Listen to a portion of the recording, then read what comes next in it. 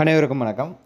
Bro, affiliated and honours rank list எப்போ bro வரும் அப்படின்னு சொல்லிட்டு மார்னிங்லேருந்து எல்லாருமே கேட்டுட்டு இருந்தீங்க. ஸோ இப்போ வந்து பார்த்தீங்கன்னா ரேங்க் லிஸ்ட் அனௌன்ஸ் பண்ணியிருக்காங்க. ஆக்சுவலி பழைய டைமில் வந்து ரேங்க் லிஸ்ட் வந்து பார்த்தீங்கன்னா பெருசாக கேலி மாதிரி வரும். இந்த வாட்டி கேலி மாதிரி வரல.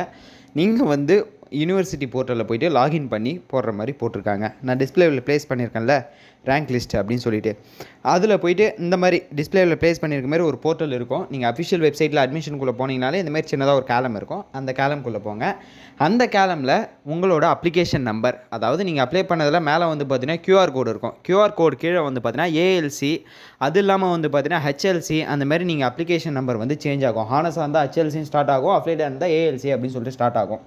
அந்த அப்ளிகேஷன் நம்பரை ப்ளேஸ் பண்ணி கீழே டேட் ஆஃப் பர்த்தை போட்டிங்கன்னா லாகின் கொடுத்தீங்க அப்படின்னா உங்கள் நேம், அடுத்தது வந்து பார்த்தீங்கன்னா உங்களோட டீட்டெயில்ஸ் எல்லாமே காட்டும். கீழே வந்து பார்த்தீங்கன்னா ஜென்ரல் ரேங்க் லிஸ்ட் அந்த கேட்டகரி ரேங்க் அப்படின்னு சொல்லிட்டு 2 கேட்டகரி விஷயம் இருக்கும்.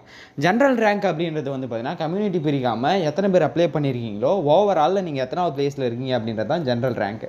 நெக்ஸ்ட்டு கேட்டகரி வைஸில் பார்த்தீங்கன்னா உங்கள் கம்யூனிட்டியில் உங்கள் பர்சன்டேஜ் எந்த இடத்துல இருக்குது அப்படின்றது தான் கேட்டகரி ரேங்க். ஸோ இதை வச்சு வேணும்னா உங்களுக்கு சீட்டு கிடைக்குமா அப்படின்றத வந்து நீங்கள் வந்து கன்ஃபார்ம் பண்ணிக்கலாம். ஸோ பார்க்கணும் அப்படின்னு நினைக்கிறவங்க போயிட்டு மறக்காமல் பாருங்கள். இது கண்டிப்பாக உங்களுக்கு யூஸ் ஆக வாய்ப்பு இருக்குது. ஸோ வேறு நிறைய டவுட் இருக்குன்னு நினைக்கிறேன். நீங்கள் கமெண்ட் செக்ஷனில் கமெண்ட் பண்ணுறதெல்லாம் பார்த்துட்டு தான் இருக்கேன்.